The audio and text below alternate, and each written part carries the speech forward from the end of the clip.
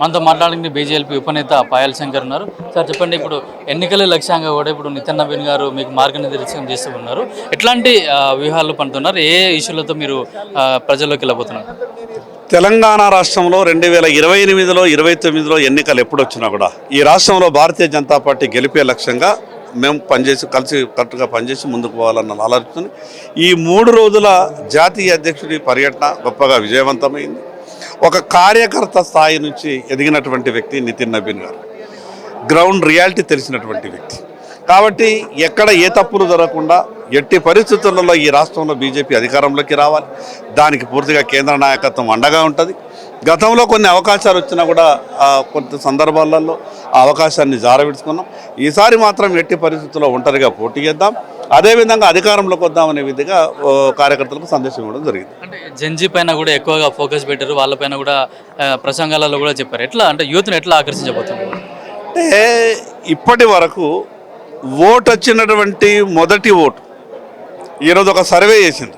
98% 18 సంవత్సరాలు నిండినటువంటి ఏ యువతులకైతే ఓటు వస్తుందో వాళ్ళంతా కూడా భారతీయ జనతా పార్టీ వైపు, ఈ దేశ యువత కూడా భారతీయ జనతా పార్టీ వైపు. కాబట్టి భారతీయ జనతా పార్టీ ఒక గొప్ప ఆలోచనతో పనిచేస్తారు. ఈరోజు నరేంద్ర మోడీ గారి నాయకత్వంలో ఈ దేశం ప్రపంచానికే నాయకత్వం వహించే దిశగా ప్రయాణం కొనసాగుతుంది. అందుకు పార్టీ ఆలోచన గొప్పగా ఉంటుంది, కార్యకర్తల ఆలోచన గొప్పగా ఉంటుంది. ఈ 12 సంవత్సరాల కాలంలో గత 10 ఏళ్ళు బీఆర్ఎస్ పార్టీ ఈ రాష్ట్రాన్ని పూర్తిగా ఇబ్బందులు పెట్టింది. ఈ 2.5 సంవత్సరాలుగా ఈ రాష్ట్రాన్ని పాలిస్తున్న కాంగ్రెస్ పార్టీ కూడా ఈ రాష్ట్రాన్ని ఇబ్బంది పెడుతుంది. ఈ రాష్ట్ర రైతుల సమస్యలు పరిష్కారం కావాలి, ఈ రాష్ట్రంలో ఉన్నటువంటి ఎస్సీ ఎస్టీ బీసీల సమస్యలు పరిష్కారం కావాలి. ఈ రాష్ట్రంలో పనిచేస్తున్నటువంటి ఉద్యోగులు కూడా అభద్రతా భావంతో ఉన్నారు. చివరికి ఈ రాష్ట్రంలో పనిచేసి రిటైర్డ్ అయినటువంటి విశ్రాంత ఉద్యోగులు కూడా వాళ్ళ జీతభత్యాలు కానీ వాళ్ళకు వచ్చేటటువంటి పరిస్థితి లేదు. అందుకు అన్ని విషయాల మీద చర్చ చేసినాం, ఈ ప్రభుత్వం మీద పోరాటం చేస్తాం. రేపు పోలింగ్ బూత్ స్థాయిలో కూడా పార్టీ బలోపేతం చేసి ఈ రాష్ట్రంలోకి అధికారంలోకి రావడానికి అన్ని విధాలుగా మేము ప్రయత్నాలు చేస్తాం. 3 కార్పొరేషన్లు కూడా గెలుచుకోవాలి, అట్లాగే వరంగల్ కూడా మనమే దక్కించుకోవాలని కూడా చెప్తా ఉన్నారు. దీని మీద కూడా కొన్ని ప్రతిపక్షాల్లో విమర్శలు చేస్తూ ఉన్నారు. రేపు తెలంగాణలో ఈ హైదరాబాద్లో జరిగేటటువంటి 3 కార్పొరేషన్లు, రేపు వరంగల్ కార్పొరేషన్ భారతీయ జనతా పార్టీ ఖచ్చితంగా గెలవబోతూ ఉన్నది. ఈరోజు కాంగ్రెస్ బీఆర్ఎస్ పార్టీకి అన్ని స్థానాలలో అవకాశం ఇచ్చినటువంటి ప్రజలు ఈరోజు ఆ పార్టీలన్నీ చిత్కరించుకుంటున్నారు. అందుకే మాకు ఒక నమ్మకం, విశ్వాసం ఉన్నది. ప్రజలతో మమేకమవుతాం, ప్రజలతో కలిసి పోరాటం చేస్తాం, ప్రజలకు ఉన్నటువంటి ఇబ్బందుల్ని అర్థం చేసుకుంటాం. ఖచ్చితంగా ఎన్నికలు ఏవచ్చినా సరే అక్కడ బీజేపీ గెలిపే లక్ష్యంగా పనిచేస్తాం. ఎస్ఐఆర్ పైన కూడా అటు బీఆర్ఎస్ ఇటు అధికారంలో ఉన్న కాంగ్రెస్ కూడా 2 బీజేపీని టార్గెట్ చేసి మాట్లాడుతూ ఉన్నాయి. ఎస్ఐఆర్లో ఓట్లు తొలగిస్తారు అని చెప్తారు. గవర్నమెంట్ చేయాల్సిన పనిని బీజేపీ మీద వేసి మీరే ఓట్లు తొలగిస్తారని చెప్పేసి కూడా వాళ్ళు మాట్లాడుతూ ఉన్నారు. ఎస్ఐఆర్ ప్రక్రియ అనేది భారత ఎన్నికల కమిషన్ చేస్తున్నటువంటి పని. ఈరోజు ఎంఐఎం పార్టీకి కానీ టీఆర్ఎస్ పార్టీకి కానీ కాంగ్రెస్ పార్టీకి కానీ ఎందుకు ఎస్ఐఆర్ మీద భయం ఉన్నది?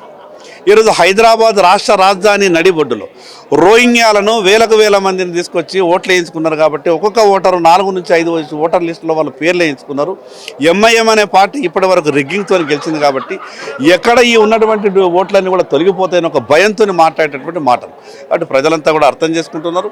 ఎస్ఐఆర్ అనేది నిష్పక్షపాతంగా భారత ఎన్నికల కమిషన్ చేస్తున్నటువంటి నిర్ణయం. దాంట్లో భారతీయ జనతా పార్టీ పాత్ర ఎక్కడుంది? ఎస్ఐఆర్లో BLA-2 ఏ రకంగా బీజేపీకి ఉంటారో ఎంఐఎం పార్టీకి కూడా అవకాశం ఉన్నది, టీఆర్ఎస్ పార్టీకి అవకాశం ఉన్నది, కాంగ్రెస్ పార్టీకి అవకాశం ఉంది. కాబట్టి ఆ ఎన్నికల ప్రక్రియని తప్పుబట్టి ఎట్లా కూడా భవిష్యత్తులో ఆ పార్టీలు ఓటమి పాలైతాయి. కాబట్టి ముందే ఎస్ఐఆర్ మీద నెపం పెట్టి తప్పించుకోవాలనే ప్రయత్నంలో భాగంగానే ఆ రాజకీయ పార్టీలు ఆ రకంగా మాట్లాడుతాయి. ఈరోజు రైతు భరోసా కూడా రైతుల ఖాతాలో వేయడం జరిగింది. మేమే రైతులను ఉద్ధరిస్తామని చెప్పేసి కూడా కాంగ్రెస్ పార్టీ చెప్తా ఉన్నారు. ఏం భరోసా? ఈ 2.5 ఏళ్లలో దాదాపు ఇంకో 2 ఇన్స్టాల్మెంట్లు ఎగరగొట్టారు. ఆ వేసినవి కూడా 2 ఎకరాల కన్నా ఎక్కువ మిగతా రైతులకు ఎవరికి కూడా ఇస్తలేరు. ఎవరికి వస్తారో రావో తెలియదు, ఎప్పుడు ఇస్తారో లేదో తెలియదు, ఏం మాట్లాడతారో వాళ్ళకే అర్థం కాదు. కాబట్టి కాంగ్రెస్ పార్టీ మాట్లాడేటటువంటి ఏ మాటలను కూడా ఈరోజు ప్రజలు రైతులు ఎవరు కూడా నమ్మేటటువంటి పరిస్థితులు లేదు. కాంగ్రెస్ పార్టీ కేవలం రోజులు లెక్క పెట్టుకోవాలా, సరిగ్గా సమయానికి గద్దె దిగిపోవాలంతే. అయితే పూర్తిగా ఎస్ఐఆర్ ప్రక్రియ కూడా ఎలక్షన్ కమిషన్ చేసే ప్రక్రియ, దానికి బీజేపీకి ఎట్లాంటి సంబంధం లేదు. అట్లాగే రాష్ట్రంలో కూడా ఎలక్షన్లను దృష్టిలో పెట్టుకొని ప్రజా పోరాటాలు మేము చేస్తాము, ఇక్కడున్న కాంగ్రెస్ ప్రభుత్వం వైఫల్యాలను కూడా ప్రజల్లోకి తీసుకెళ్తామని చెప్పేసి కూడా బీజేపీ ఎమ్మెల్యే పాయల్ శంకర్ చెప్తా ఉన్నారు. కెమెరామెన్ మోహిత్తో కిరణ్ కుమార్, పల్లవి టీవీ, హైదరాబాద్.